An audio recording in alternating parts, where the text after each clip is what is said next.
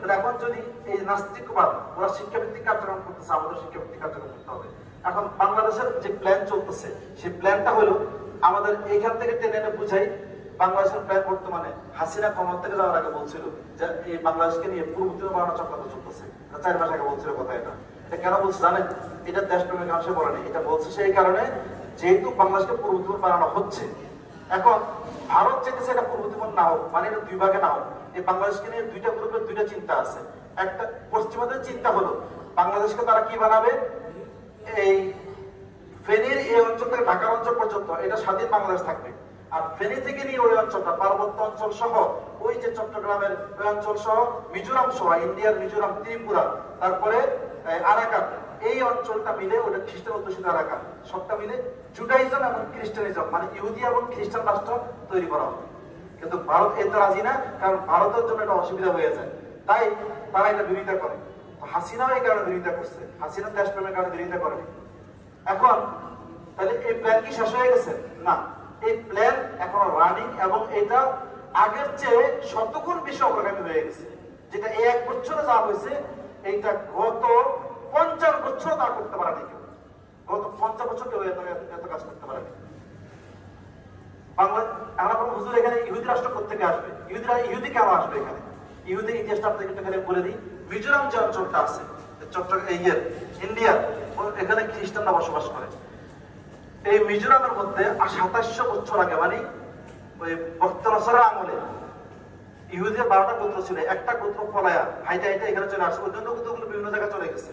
তো এই গোত্রটা এখানে আসার পর যখন ইসরায়েল প্রতিষ্ঠা হয়েছে, ইসরায়েল প্রতিষ্ঠা হওয়ার পরে ওইখানে কি করা হয়েছে যে এখান থেকে ওরা চিঠি লিখছে গোল্ডের কাছে। গোল্ড হলো ইসরায়েলের প্রেসিডেন্ট, তাকে চিঠি লিখছে যে আমরা হলাম কি ইসরায়েলি, আমরা ইহুদি, তোমরা আমাদেরকে নিয়ে যাও।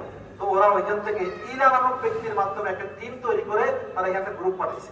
ওই গ্রুপ ওই রাব্বি এসে ব্লাড টেস্ট করছে, ডিএনএ টেস্ট করছে, টেস্ট করে দেখলো যে হ্যাঁ এরা সকলেই আসলে ইহুদি। তো এরা 2002 সালে 5000 ইহুদিকে তারা সেখানে নিয়ে গেছে নেপালের মাধ্যমে। আচ্ছা, তখন তারা চিন্তা করলো এত ইহুদি আমরা নিতে পারবো না, আগে চিন্তা করছে। 80 দশকে যখন তারা এটা 70 দশকের ঘটনা শুরু হয়েছে, 80 দশকে তারা চিন্তা করছে যে তাইলে আমরা একটা কাজ করি, এত লক্ষ লক্ষ ইহুদি সেখানে নেওয়া যাবে না, বরং আমরা এখানে একটা ইহুদি রাষ্ট্র কায়েম করি, ইহুদি আর খ্রিস্টান। এটার জন্য তারা টার্গেট দিয়ে কাজ করলো কি যে মিজোরাম তো খ্রিস্টান আছে, ওইটার অসুবিধা নাই, মায়ানমার আরাকানের মধ্যে লাগাই দিল যুদ্ধ।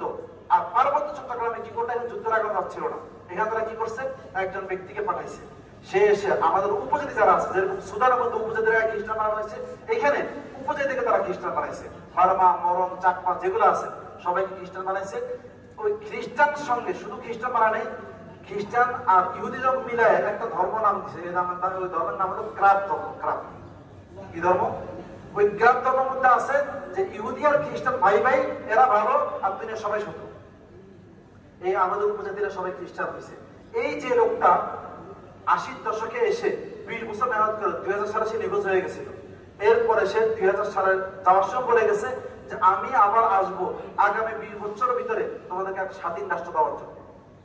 এখন ওই ব্যক্তিটা এই আমাদের ইউনুস সরকার আসার পরে পূর্বতিমুখ থেকে যে প্রেসিডেন্ট আমাদের বাংলাদেশের ভিজিট আসছিল, অন্য প্রদেশের প্রেসিডেন্ট কিন্তু আসেনি, পূর্বতিমুখের প্রেসিডেন্ট ভিজিট করে গেছে বাংলাদেশ, তার সঙ্গে এই ব্যক্তিটাও আসছে। আর পূর্বতিমুখের এই প্রেসিডেন্টটা ধর্মযাজক, সে কিন্তু খালি প্রেসিডেন্ট না, সে একটা ধর্মযাজক, হুজুর হুজুর। এই ব্যক্তি ওই নবেল পাওয়া ব্যক্তি, এবারটাও নবেল পাওয়া ব্যক্তি। ওই ব্যক্তিটা এসে ওই ব্যক্তিকে রেখে গেছে যে ব্যক্তিটা 2080 দশকে আসছিল বাংলাদেশে, এখন বর্তমানে চট্টগ্রামে বসবাস করতেছে, সে এই কাজ করতেছে।